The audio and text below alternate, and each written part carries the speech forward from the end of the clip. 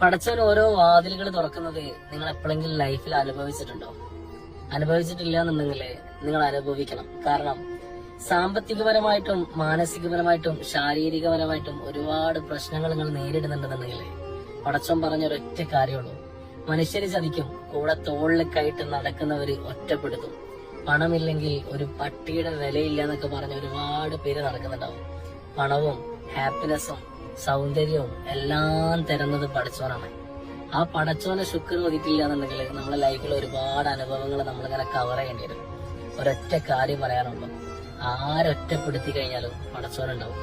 ഈ പറയുന്ന ഞാൻ നിങ്ങളോട് ഭയങ്കര മോട്ടിവേഷൻ ആയിട്ട് സംസാരിക്കുകയൊക്കെ ചെയ്യും. ഞാനൊരു 5 മിനിറ്റ് കഴിഞ്ഞാൽ അങ്ങോട്ട് മാറി നിന്ന് ചിലപ്പോൾ കരയും ചെയ്യും. പക്ഷേ ഒരൊറ്റ കാര്യം പറയാനുള്ളൂ: ഇന്ന് പടച്ചോൻ നിങ്ങളെ കരയിപ്പിച്ചിട്ടുണ്ടെങ്കിൽ നാളെ 100% ഉറപ്പാണ് പടച്ചോൻ നിങ്ങളെ ചിരിപ്പിക്കും.